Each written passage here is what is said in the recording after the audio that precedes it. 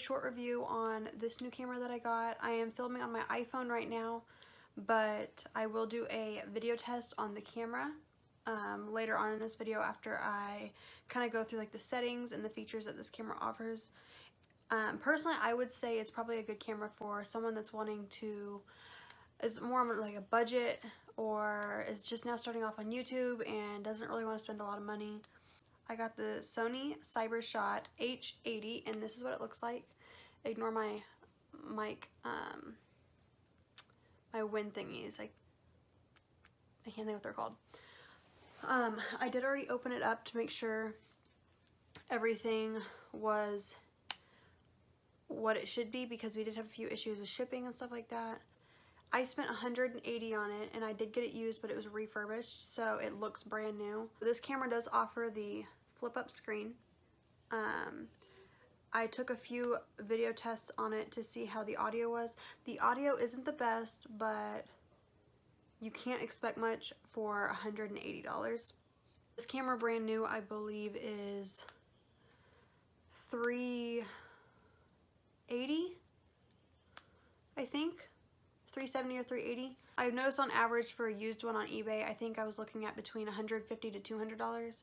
You could get one a little more than $200 if you wanted extra things included, but I wanted to just buy that stuff separate. So this one came with one battery and then the charger, and that's it. I did buy 2 SD cards and then I bought a tripod, but my iPhone is currently on the tripod right now. I'll show you guys that, and I can also leave that link down below if you guys are curious in that. I wouldn't recommend this tripod for if you plan on like walking around and recording, like vlogging. I personally will be using it, but that is because I don't have another one to use right now. I think the tripod only holds about a pound and this camera weighs more than that, and so it kind of, I'll show you in a little bit, but it kind of starts to fall over like it. I'll just have to show you guys because it's kind of hard to explain. So I'm going to flip the camera around real quick and I will show you some of these settings. Okay, so first I want to apologize. I am recording on my bed because there's a lot of activity going on downstairs. But to begin with, the power button is actually kind of blocked by my wind muff, but it's right there. And I currently have it on the movie, but when you, here, I'll show you real quick. Okay, so when you're on here, it's going to say movie, and then you have different settings that you can put your movie to, your video to, and the best one for vlogging and like just recording, I would say, is aperture. That is what I personally have mine set to. But if you wanted to, so a few good settings that I have it set to is, sorry, I know you can see me in the reflection, just ignore that. So I have my image size set to large. Aspect ratio, I have it set to 16:9, because that way when I upload videos to YouTube, none of my videos will have to be cut accordingly to the video size, or like the picture size on YouTube. So I want to leave that like that. File format, you're gonna have to have an SDXC SD card for this setting right here. If you don't have one and you just have a standard SD card, it's only going to give you this option and this option. So I definitely recommend, if you want the best quality, to get a SDXC SD card. Sorry if I'm saying a lot. I'm like trying to think because I haven't been able to really play around much on this. Because I would definitely leave it on this one because you're going to get the best quality on that one. These ones are just lower, and so they may save your battery a little more, but if you're wanting the best quality, then I would definitely recommend this. So let's see what's next. I'm just gonna show you the video settings. I'm not into really taking pictures on it, so I'm not going to get into that because I don't want to like give you guys the wrong settings and then it not be exactly what you're wanting, or like what the quality you want is. So I'm just gonna skim through these so you guys can kind of see what mine's set at.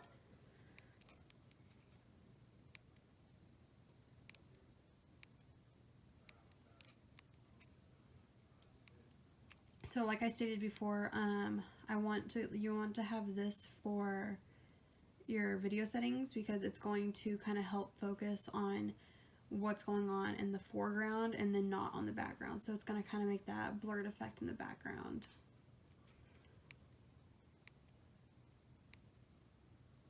Wind noise, I know you might try this because I personally tried it because I thought it might help. But before I got my wind muffs put on, and these are DIY, like these are not, I didn't spend $25 on wind muffs. I made my own, so I will show you in a second kind of how I did that. But for wind noise, I would definitely leave it off. I turned it on and I took a video to kind of see how the settings were, or like how the audio sounded. And it sounded almost as if I was talking in like a pop can. So, and then I noticed when I turned it off, it was a lot better. But the wind noise, like I was inside and you could hear the AC going. And so that's why I decided to get wind muffs. Yes. Okay, so as I said before, I didn't buy these. I DIY'd my own because I didn't really have the money to be spending $20+ on some wind muffs. But I actually ended up using like this Gorilla mounting tape on here. Like that's what I have. I don't know if you can see it or not. You can kind of see it right here. So I have, if my phone wants to focus, there we go.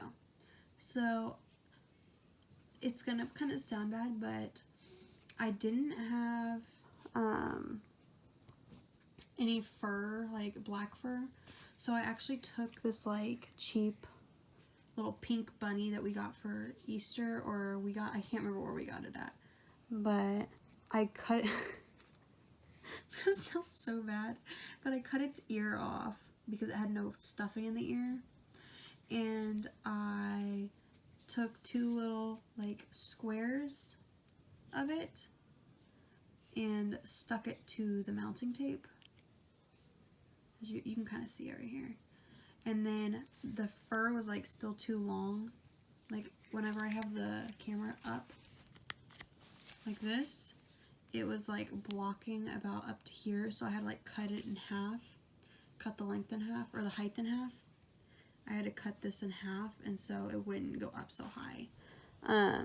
But it actually does a really it does a really good job. I tested the sound out after I put these on, and it actually made the audio a lot better. And I think I spent under $5 to do it, and so I definitely recommend either buying some or making your own. There's a lot of Pinterest ideas on how to make these. I just kind of made my own. Now, when you do it, for the mounting tape, I did cut like a little like square in the middle, so my mic wasn't actually like covered by the tape on both of these. So the only thing that's really covering it is the fur. Okay, for a used camera though, it's not bad. Like you can maybe see like a few scratches like right here and then right here. But like, these are just like pieces of fur. As you can see, I'm like moving them around. But there's like not really any damage on this camera at all. And I'm really happy about that. Oh, so I didn't show you guys because my mounting tape actually blocks this, but there's a viewfinder right here that you can like swipe this up and it'll pop my viewfinder up. And there's also a flash that comes up right here, but I don't really plan on using these. So I covered them with my tape. Some of you guys might be wondering about how fast the zoom is, and it's actually pretty quick. It does this, and if you notice, this does extend pretty far when it's all the way zoomed out. But when you zoom it back in, it'll go right back in. So it's not going to be like huge. As you can probably see, this camera is pretty small. So it's a very good like point and shoot, just kind of like pocket camera. Okay, so just so you guys can kind of get an idea of how big this camera is. So here's the camera, and then here's a water bottle. Because that's like the only thing I have right by me that I can kind of like show you guys the size on it. So as you can see, it's a pretty small camera. So let me get this camera mounted on the tripod, and I will show you that in like 2 seconds. The battery for the camera is in here. I don't know if you guys can. So the battery goes in here, and then the SD card is in here. Do make sure it has a little thing right here that you need to make sure is over it, because if this battery's not all the way in, your video is going to be like a little glitchy if the battery's not all the way in. So do make sure the battery's in whenever you start recording. So the camera has a little mount spot on it right here. It's not one to focus, but there's one right here. You just screw it in.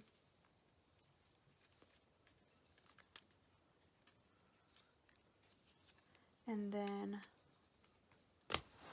voila. So I wanted to show you guys, so this is what the camera looks like when it's on the tripod. It's just, it flips up like this. But what I want to show you guys is this tripod is only meant for about a pound. This camera obviously weighs more than a pound. So whenever you're holding it, as you can see, it starts to fall down. So that's why I wouldn't recommend it for vlogging, which I'm going to have to use it because I don't have another option unless I want to buy another one. But I wouldn't necessarily, like, for sit-down videos, if I have it straight, it works pretty well. Like, it's not going anywhere. But once you pick it up and start moving it around, it's going to, like, start falling. So that pretty much sums up the review on this camera. I'm no professional and I don't really know what I'm talking about, but I did do a lot of research on this camera before buying it, and the settings that I gave you guys for vlogging and like recording seem like the best settings that I could find while looking at reviews. So I hope that helped some of you guys out.